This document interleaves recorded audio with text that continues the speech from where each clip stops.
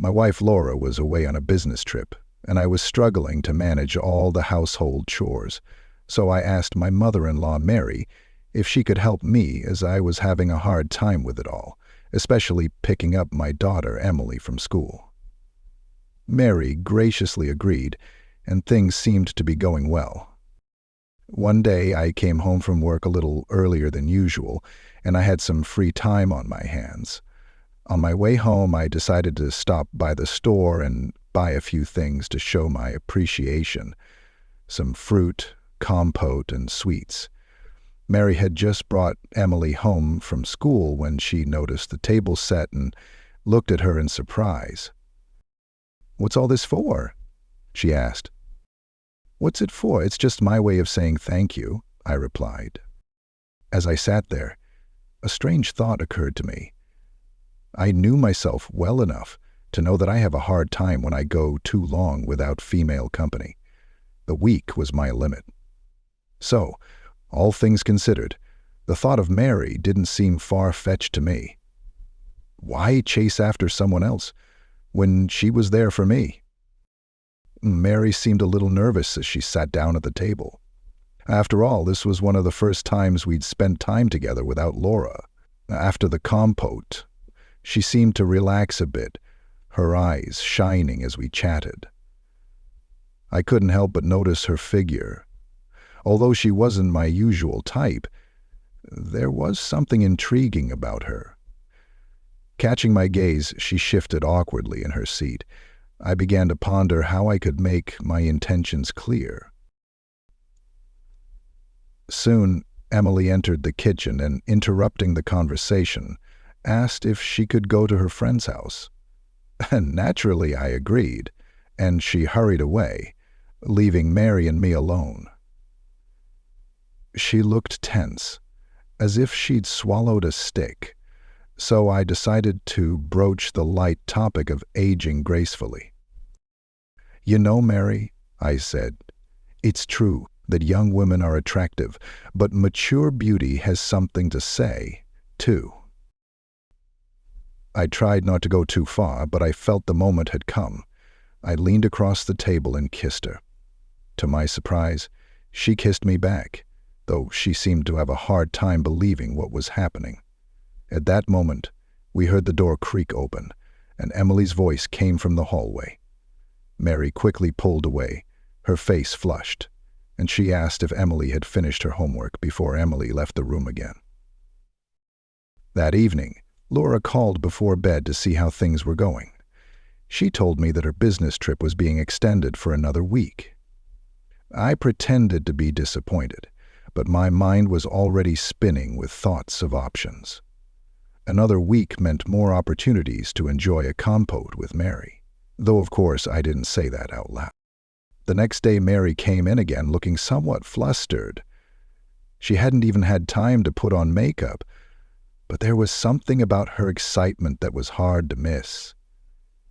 As we spent more and more time together, I began to realize how easygoing and kind she could be. I used to think I had a certain type, slender, quiet women, but Mary was proving me wrong. She was full of warmth and had a vibrant energy that was both soothing and alluring. I enjoyed her company more and more, and the boundaries between us began to blur. Days turned into weeks, and soon Laura's return was approaching. Mary looked worried, and I assured her that we would still be able to see each other occasionally. She smiled, served herself some compote, and poured more, clearly wanting to savor the moment before our time together was over. We talked for hours that day, reminiscing about old times, talking about our lives, and just enjoying each other's presence. We seemed to be creating our own little world, separate from everything else. Laura came back sooner than I expected, and I didn't have time to prepare properly. She entered the apartment, and her gaze fell on the table, set 2 glasses, plates of sausage slices.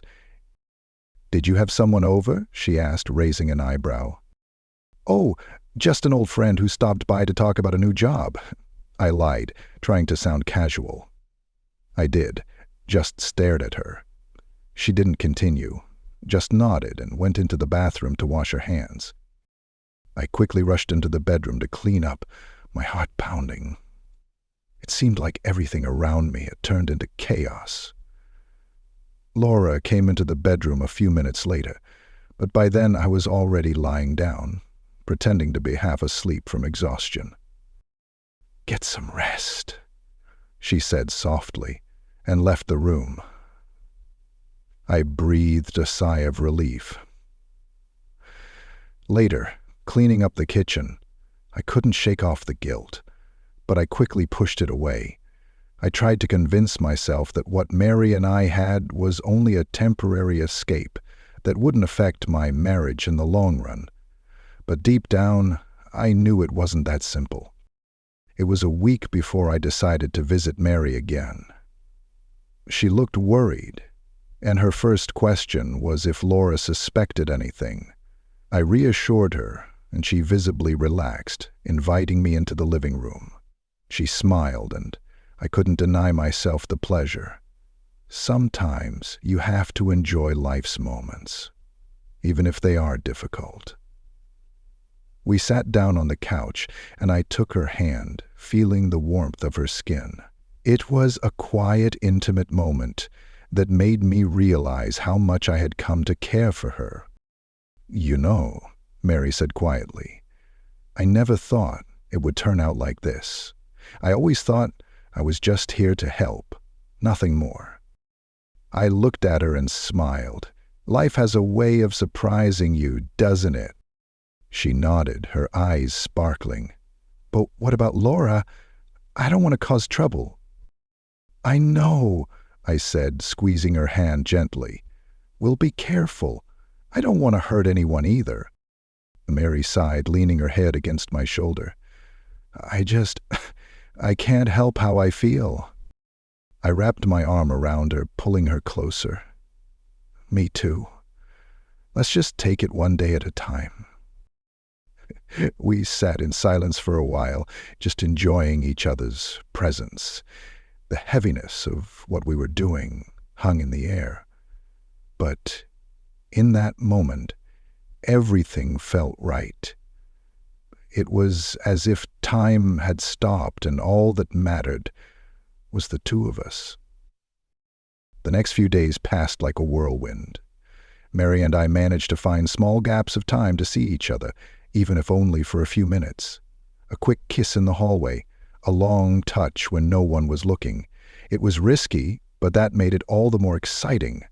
The secrecy of it all added another layer of arousal that was hard to resist.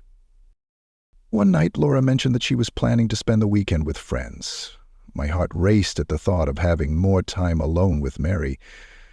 I tried to contain my excitement, nodding casually as Laura talked about her plans. Inside, however, I was already planning how to make the most of that time. When the weekend finally came, Mary arrived and we spent the day together. It was different this time. No rush. More relaxed. We cooked together, laughed, and talked about everything in the world. It felt like we had become a real couple, even if only for a little while. We danced in the living room, music playing softly in the background, and we hugged each other. On this day, all worries and complications faded away, and it was just the two of us. As the weekend came to an end, reality began to sink in again. Soon, Laura would be back, and we would have to go back to pretending. Mary looked at me, her eyes filled with a mixture of happiness and sadness. "I wish it could always be like this," she whispered. "Me too," I said, kissing her forehead, "but we'll find our moments. We always do." She smiled, and we spent the last few hours just holding each other, savoring every second before we had to part. It was bittersweet, but I knew that no matter what happened, we had those moments, and that was enough for now.